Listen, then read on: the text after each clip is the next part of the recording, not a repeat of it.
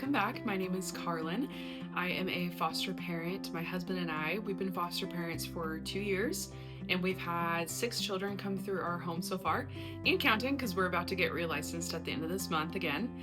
We just adopted our son last October, and the little baby that you've seen in my previous videos, he is our son now.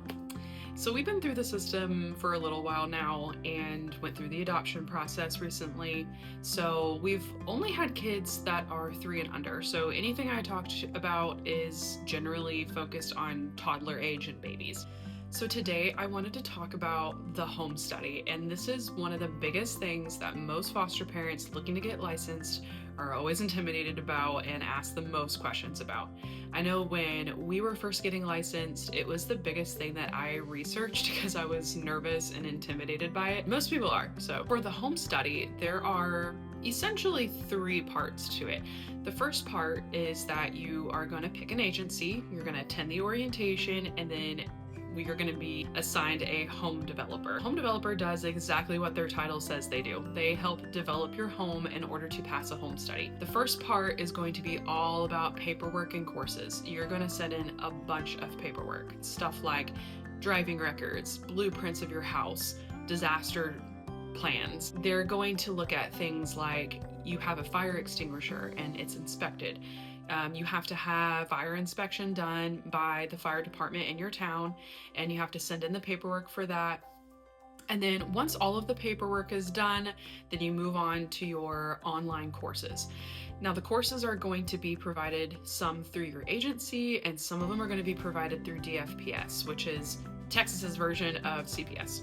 We got licensed through Arrow Foster Care Ministries in DFW, Texas. Highly recommend you have an agency. They will have your back 100% of the time. Just in case something happens, which things can happen in foster care, you want to have a good agency that is going to have your back. Once you have all of your paperwork done, you've completed all of your courses, which by the way, the courses shouldn't take you too long. If you're anything like me, you're an overachiever, and we haven't ever had kids before, so it was just me home alone.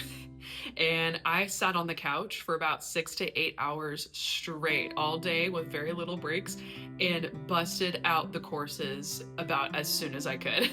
So if you don't have that kind of time in your day, don't worry. It should take you about a week or 2 to complete all of the courses. Some courses are live Zoom classes, and so those had to be scheduled, and I was at the mercy of our agency's calendar, so they could be scheduled like 2 weeks out, stuff like that. Generally, the whole licensing process takes about 4 to 6 months on average to complete. So keep that in mind when you're planning ahead on when you should become licensed or should we start doing foster care now. Go ahead and start, because you're going to need at least 6 months to get everything done. Now, we did it in about 3 or 4, mainly because we didn't have kids. I had a lot of time on my hands, and so I was able to get everything done very quickly. To have everything turned in, your courses are complete, your home developer is going to come to your house for the first time, and they are going to go through your home and make sure that everything is in order for you. And some of the things that are included in the home inspection are things like your outlets are covered, you have carbon monoxide detector, smoke detectors that are working in every bedroom in the hallway, you have a fire extinguisher, you have your meds locked up properly, you have your weapons stored properly, you have beds for all the children, waterproof covers on the beds. Some things that they're not going to be looking at is things like having adequate clothing for the children of your age range or toys. Those things can be purchased at a later date. It is not a reflection on you or whether or not you pass your home study if you don't have toys or clothes and diapers and things like that. Those will come later, and so they will not be looking at that or view that as a negative. So your home developer comes to your home, they go through and inspect everything, make sure everything is good and everything's in place, so you don't need to change anything. Usually this is the most in-depth inspection that you will ever have. We have been investigated one time, we were randomly selected to be inspected one time, and even those house inspections were not nearly as in-depth as your home developer and your home study inspections are going to be. that'll be the only time that your home will be that inspected, usually. Then your home study will get sent over to a contracted home study interviewer. Arrow, our foster care agency, contracts their home study people out. I think this is probably to avoid bias, or they have no association with the state or with Arrow, so they're just complete strangers coming into your home, never met you before, they're not associated or biased in any way. Our home developer interviewer came over and he interviewed us jointly together, me and my husband, and then we were separated and then interviewed separately as well. And this really made me nervous. I was nervous that my husband and I weren't gonna have like compatible answers on things and stuff like that. There's really not a big way to prepare for your home study interview. There is a packet questionnaire that our home developer gave us that we have to fill out. It was pretty in-depth, and I was told that the questions on that packet are very similar to the questions that will be asked during our home study interview. After having lived through the interview, I would say that that is pretty true.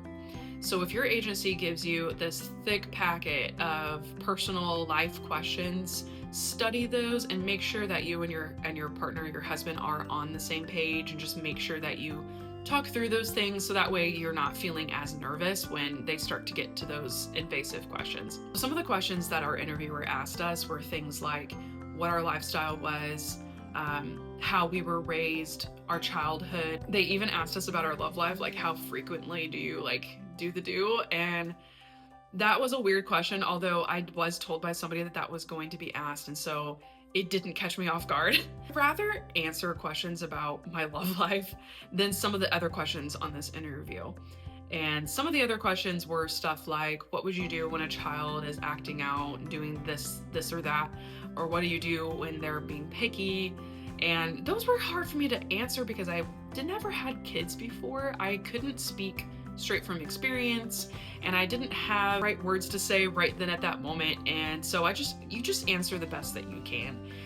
Honestly, there isn't a whole lot that you can say that will disqualify you from being a foster parent. The only thing that I can really think of is if you were like a super aggressive person and you just had total disregard for the rules and you were rude, or like just, I don't know, if you were crazy, I'm not sure. But even people who have had a traumatic childhood or had the most horrible upbringing or had trauma, that does not disqualify you from being a foster parent.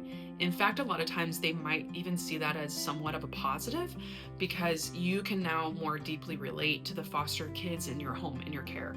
If you're somebody like me who grew up in a Christian home and did not have a terrible childhood, you were raised right, you have a good relationship with your parents and don't have any trauma, then that also does not disqualify you from being a foster parent, and they don't look down on that in any way. With the questions, just make sure you answer them as honestly as possible, and they really appreciate authenticity and just being yourself, and that's really all that matters with the interview. Don't be scared of the interview, I promise. It's really not as bad as it seems. There might be some uncomfortable questions in there, but what helped me was knowing that the interviewer is probably just as awkward and uncomfortable asking all of these questions to us as we are answering them. So it's a team effort. The inspection portion of the home study, which was done first, I believe, is that they're going to be looking through your home at all of the things that your home developer helped you with. Things like outlet covers and carbon monoxide detectors and stuff like that. Some other things that I can think of right now that I didn't think of earlier are your garage, any sort of tools on the ground, like miter saws. Like, we are DIY people, so we have a bunch of tools and miter saws and jigsaws and stuff like that. Those just need to be up in cabinets or up on shelves so they're not within reach of the children. I know that in your pantry you cannot have food on the floor, which we don't have a pantry in this house now, so I don't have to worry about that because everything is in cupboards. So that's what they're going to be looking for, and just lean on your home developer to help you make sure that everything in your home is in order, and you will have no problems during the home study. Another thing that might be discussed during your home study is going over your preferences. Now, your caseworker will also touch base with you on this, and preferences mean things like what kind of placements you're willing to take, what age range you're signed up for. On our case file, it says ages 0 to 5, but you can absolutely narrow that down. There have been seasons of life where we only wanted newborns, or there have been seasons of life where we are willing to go up to 1 year old, or we really want 2 to 3 year olds. It just kind of depends on what we're sort of burnt out on, where we are in life at that moment. Right now, because our son is only about a year and a half, this time around we just want newborn babies. And that might change in the future. So what they'll do is that they'll make note on that in your file for intake, and so intake will only give you calls for specifically that request. So don't stress if you're like, I really just want a 2-year-old, but you're signed up for 0 to 5. You can always say no to a call as well. I know that that's hard sometimes to say no. I definitely thought that was hard. I think I cried the first time I said no to a call, but you can always say no to a call. If you have older children in your home that are able to speak a little bit depending on their age, they also will be interviewed. So if you have like a 4 or 5-year-old in your home or older children, then you can expect them to be a part of the home study interview process. Now, this also can be very stressful because you're like, wow, what is my kid going to say when asked these questions?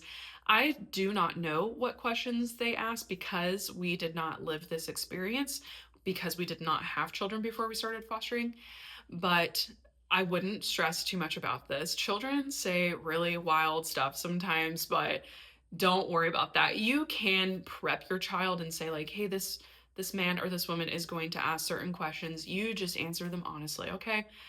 So you can prepare your child for that, but I wouldn't worry too much because they totally understand how kids are. And yeah, but do expect them to be part of the interview. I would love to talk about in a future video and what happens when you get investigated and what happened to us. Have a little story time about that, so stay tuned. I hope this is helpful to you. Please like and subscribe. It helps my channel out a lot for me to get seen and heard about foster care, and good luck to you on your foster care journey. So if you would like for me to talk about anything else, please leave a comment below, and we'll see you next time.